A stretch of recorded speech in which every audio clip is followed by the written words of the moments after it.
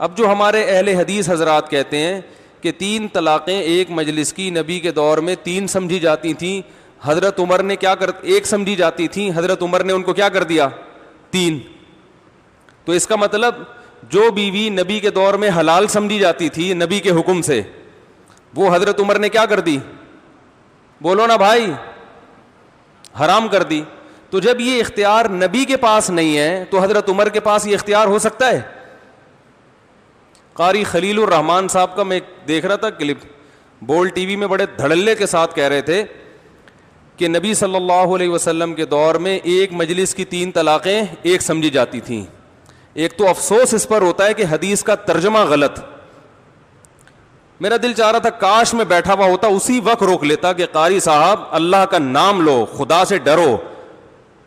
طلاق کے مسائل کا مطلب یہ ہے کہ حلال کو حرام کر دینا, حلال کو حرام اور حرام کو حلال اس جرت سے کیا جا رہا ہے. لاکھوں لوگوں کے سامنے حدیث کا ترجمہ 100% غلط کیا جا رہا ہے, اور لوگ بیٹھے ہوئے ہیں, لوگوں کو تھوڑی قرآن و حدیث کا پتہ ہے, اور اپنی تحقیق کو کیا کہا جا رہا ہے, قرآن و حدیث.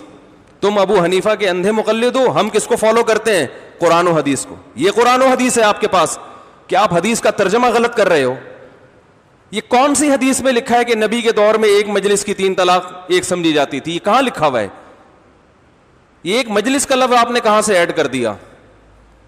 حدیث میں یہ ہے کہ نبی کے دور میں 3 طلاقیں ایک سمجھی جاتی تھیں, اس میں کوئی ایک مجلس یا الگ الگ مجلس کی قید نہیں ہے. اور اس کا مطلب ابو داؤد کی دوسری حدیث میں اسی حدیث کے راوی عبداللہ بن عباس بیان کرتے ہیں کہ زمانے جاہلیت میں ایک مجلس ہو, ایک سے زیادہ مجلس ہو, علل اطلاق 3 طلاقیں ایک. کیا مطلب؟ جتنی بھی مرد طلاقیں دیتا تھا اس کو رجوع کا حق حاصل ہوتا تھا. اس حکم کو اسلام نے منسوخ کیا, اور وہ منسوخ کی دلیل قرآن کی آیت ہے الطلاق مرتان فامساک بمعروف او تسریح باحسان. طلاقیں 2 مرتبہ ہیں, اس کے بعد رکھنا ہے یا چھوڑنا ہے.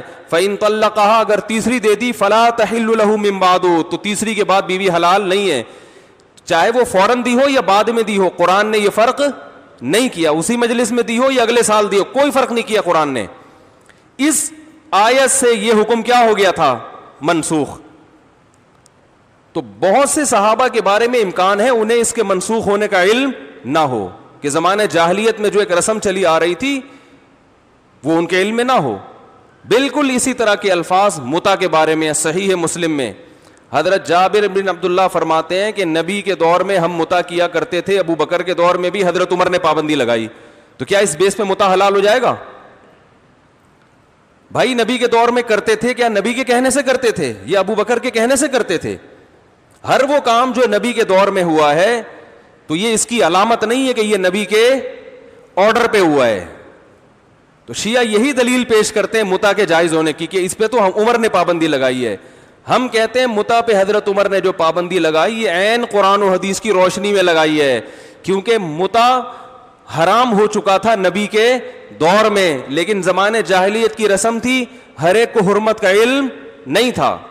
تو اسی طرح نبی کے دور میں اگر 3 طلاقیں ایک سمجھی جاتی تھیں تو ایک مجلس کی نہیں, ایک مجلس ہو یا ایک سے زیادہ.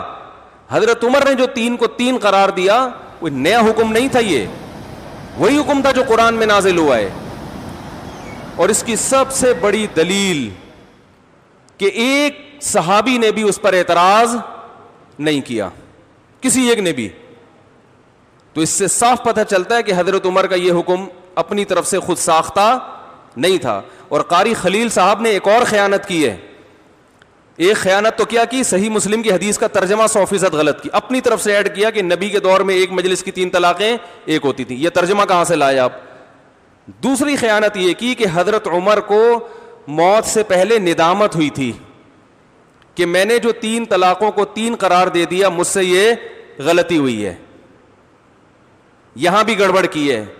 حضرت عمر کو جو ندامت والی حدیث ہے اس میں ایسے کوئی الفاظ نہیں ہے کہ میں نے 3 طلاقوں کو جو 3 قرار دیا تو مجھ سے کیا ہوئی ہے غلطی. وہ حدیث کا ترجمہ قاری خلیل صاحب لفظ بلفظ پڑھ کے سنا دیں, دودھ کا دودھ پانی کا پانی ہو جائے گا.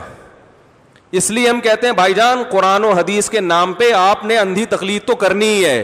ابو حنیفہ کی نہیں کرو گے تو یا تو کسی انجینئر کی کرو گے یا کسی پروفیسر کی کرو گے یا قاری خلیل صاحب کی کرو گے.